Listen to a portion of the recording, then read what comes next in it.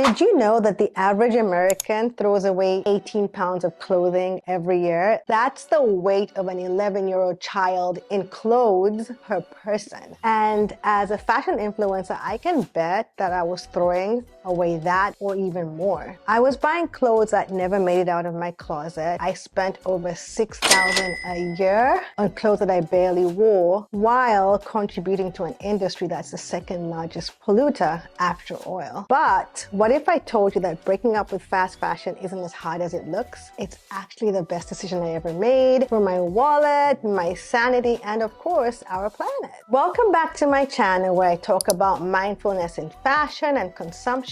I share sustainable brands, intentional shopping tips, styling tips, and more. So subscribe if this is your vibe. Let me start with a confession. I am a former fast fashion influencer. Through my experience, I was driven to shift my consumption to be more mindful and sustainable. Being a fast fashion influencer, especially if you're posting outfits for social media and not actually what you wear, it will get expensive and it's not sustainable financially. The clothes might appear cheap, but it adds up really fast, and I saw this firsthand. Fast fashion is also bad for the environment, as we all know, but I'll get into that later. In my case, I was doing photo shoots twice a month. So this is like 8 outfits a month. And I was posting much less than my peers. I definitely needed more outfits, but I just couldn't keep up. I recall scouring fast fashion stores the days before my photo shoots to find those Instagrammable outfits. And honestly, these cute outfits didn't fit my day-to-day lifestyle. I'm a busy mom of 2 in New York City. I commute with my kids to school, so I really had nowhere to wear these cute outfits. I was spending $500 a month on these clothes. That's $6,000 a year in clothes that I actually never really liked. That's missed trips, experiences, savings. It upsets me to even think about it. Besides the financial benefits of quitting overconsumption, I discovered something that truly changed my perspective for it. When I pulled back from excessive consumerism, I started looking for alternatives, which led me down the rabbit hole of information about how fast fashion impacts our environment. What I learned shocked me. Did you know that the fashion industry contributes to 10% of all humanity's carbon emissions, more than international flights and maritime shipping combined? It takes 2,000 gallons of water to produce a single pair of jeans. Like, that's enough water for a person to drink for like 4 years. Imagine that just for a pair of jeans. And 85% of all textiles goes to dumps each year, and the synthetic fibers like polyesters can take up to 200 years to decompose. Also, sadly, fast fashion workers are primarily women in developing countries, often earning less than $3 per day and working in really unsafe conditions. These aren't abstract statistics to me anymore. Like, in my closet represented real resources, real people, real environmental costs that I had never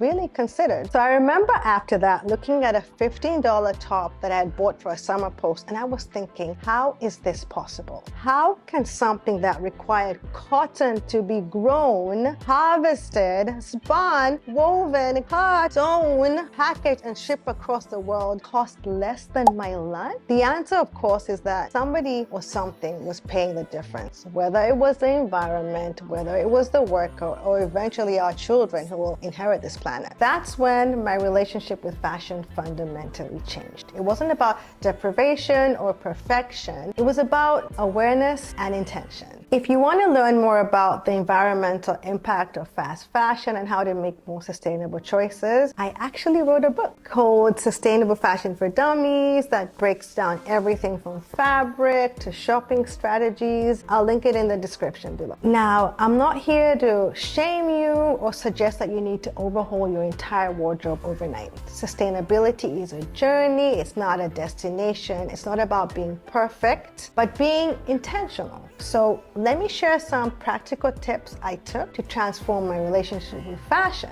You'll need to shift to a sustainable fashion mindset. So this requires knowledge of alternatives to fast fashion and some willpower, because those cute outfits can be a tempting quick add to cart. But trust me, you've got this. Here are some guiding principles that changed my relationship with fashion. Shop intentionally. Buy what you need and what you will actually wear. Don't chase trends unless you genuinely love them. Choose Choose sustainable sources when possible, both sustainable brands or secondhand options. And if you can't do either, be intentional wherever you shop. Avoid impulsive buying. Before clicking, ask yourself these questions. Do I really need this, or do I even like this, or I'm buying it just because it's on sale? Do I have something similar already? You'll be surprised how many times the answer is probably yes. Think practically. Do I have shoes to match? Where will I wear this? Does it fit my lifestyle? Do I have the right bra? I have so many cute dresses collecting dust in my closet because I actually don't wear cutesy dresses that much in real life. Use shopping lists. I know this might sound daunting, I know, especially if you don't know what you have, but this is the perfect time to tidy up your closet. Yes. Organize it, see what you already own. Establish gaps. Focus on quality and research where you can buy items that will last. Know your fabrics. Cotton and wool and silk are generally better choices than polyester. Look for quality brands. The Good On You app has a sustainable brand directory with detailed information. I will share the link below. Take time. Be a slow shopper. I know this sounds similar to avoiding impulse buys, but I can't stress enough how being a slow shopper will help you shift from a fashion mindset to a sustainable one. If you like an item, don't buy it right away. Step away and think about it. Take a screenshot or take a picture, ask a family member or friend for their opinion. My sister asks me all the time. So I'm gonna put a plug for slow fashion brands here. I love shopping for them because they give me time to think. Unlike fast fashion brands that churn out new clothes every week or even every day, slow fashion brands make seasonal clothes, so you have time to consider your purchase. They also tend to have signature styles and they bring things back, meaning that there's less pressure to buy immediately. I bought the sweater from a slow fashion brand called Slow Love, and it probably took me 4 months to decide, so I really have no regrets. I think it's a fun, timeless piece. It's high quality and it's handmade with love. Trust me, there's a lot of good stuff on the slow fashion lane. Detox your social media. This was huge for me. I unfollowed fast fashion brands, whole creators, and started following sustainable fashion accounts, capsule wardrobe experts, and people that showcase outfit repeating creatively. And guess what? My algorithm changed, and so did my shopping habits. Also, don't forget to unsubscribe to emails and text messages.